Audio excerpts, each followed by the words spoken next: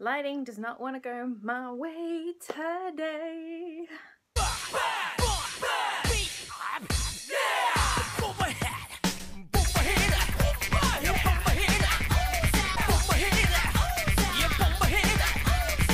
Hello everybody! Today we're going to be talking about a brand new release of manga, which I have never done. I have never talked about a new release or done a first impression, because honestly the release only came out just yesterday on the 19th of March, and I immediately bought the digital version and read it because I thought I've never bought or pre-ordered a new release when it comes out. At the moment I have been reading Fruits Basket. I'm nearly finished with it because reading Fruits Basket, this is my first time reading it after all these years. I'm doing this in preparation before the new anime comes out, and let me just say, I have been loving the manga series a lot more obviously than the anime, but yeah, maybe that'll be for another video, me talking about Fruits Basket. But this new release we're going to be talking about is called Love in Focus, and it is by Yoko Nogiri, and she is known for her other popular manga, which is That Wolf Boy Is Mine, which I have not read yet. It's only like 4 volumes long, but I hear it's a cute read. I mean, that's all you really need to tell me to get me to read a shoujo manga. Just say the word. Just say those little words and it'll be put on my plan to read list. Love in Focus, I bought the digital version because I honestly did not want to wait for the physical copy this time around. So yeah, that was nice. Nice to finally just be able to read it straight away. As I said before, I'm not huge on digital manga. I'm slowly getting, you know, into it a little bit more, but I'm only buying digital series that I know I'm going to stick to, and definitely I'll be sticking to Love in Focus.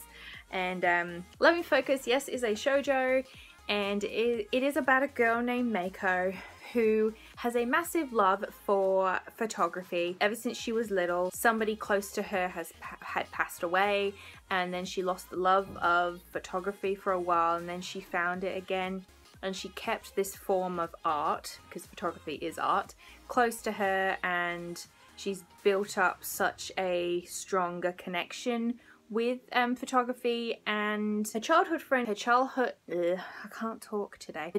friend Kai encourages her to attend his school because it is known for being prestigious in the art of photography, and he also told her about his photography teacher, that he's very well versed and has a mass amounts of knowledge about photography, and there is a photography club the school he attends is famous for. So this is all about Meiko's love of photography. And there is, you know, it's a new life for her, and it's also her expanding her love on photography and being stuck in this love triangle. So let's just say right off the bat, for reading Love in Focus, I enjoyed it. I didn't think it was a standout read for me for the first volume. Like, I thought it was good, but it just wasn't like a standout, because to me, it's your classic love triangle, because I found out this series is only 3 volumes long. The second volume comes out on the 14th of May, and then the third volume comes out in the 25th of July. So it's a pretty short series, and how the first volume went, nothing, as I said, jumped out at me. Everything felt pretty standard in the setup of you know, we have the childhood friend, then we have Kai's friend Suru, and I felt it was really stagnant, the introduction of their characters, and you know, it's a clear thing that Kai really cares about Meiko, because in the story is revealed he's never had a girlfriend since elementary school. And I did like the setup of how Meiko met Mitsuru. It's actually quite funny. And there are a few little funny moments in this series. The thing that really got me to like Mitsuru's character, he's very reserved, and FYI, Kai is easily likable. Nothing stands out about him, he's just your average nice guy to me. But Mitsuru, there's something deeper about him. There is about his character. Maybe we have yet to learn. Maybe it'll be covered in volume 2. Who knows? But there was a bit that made me love his character more because take away those glasses and those long bangs in front of him, there's just this bit where his hair's like flicked back and then it's like, oh, hello. He actually looks better without the long bangs and the glasses, in my honest opinion, when you read this series. But when he just has his usual look, it's like, oh, okay. But when it's taken away, it's like, oh, okay, he looks better without the bangs and the glasses.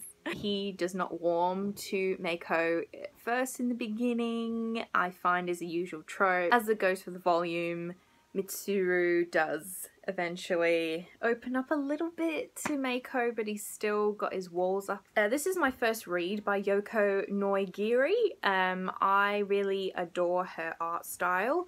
It's really cute, simple, and clear is the best way to describe it. And the backgrounds aren't overly detailed. I feel that she has focused more on the facial expression side of the characters. Particularly there's this really nice page layout of the facial expression of Mitsuru and Meiko. I thought that was a really cute bit. So her art style, I think, really encompasses well of how, you know, this story is like your classic shoujo.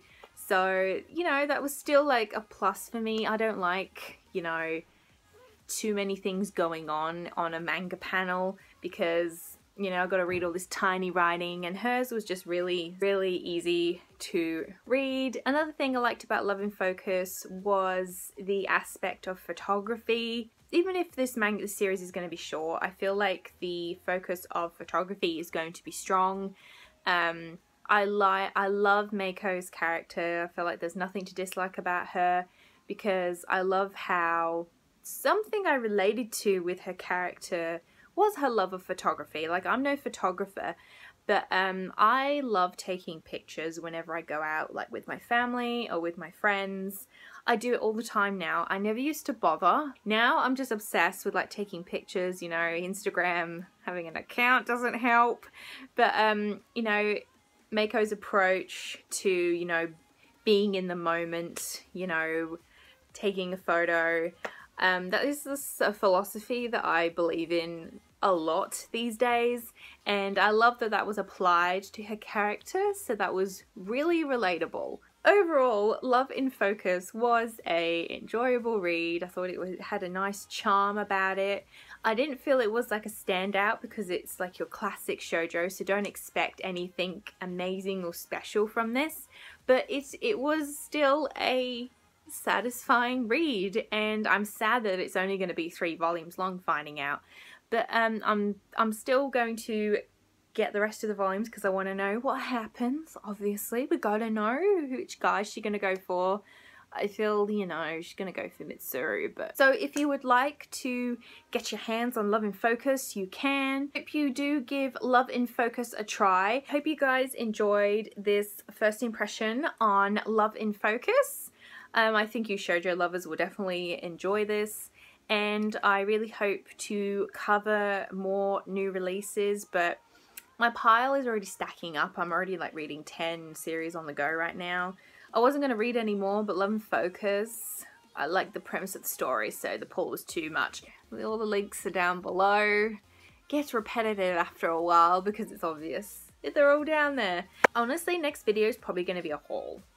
It's going to be a haul because I haven't done a haul for a little bit, so can't wait to share what goodies I've gotten over the last like 3 months. When was the last time I did a haul? Oh wait, it was Christmas. See you guys then.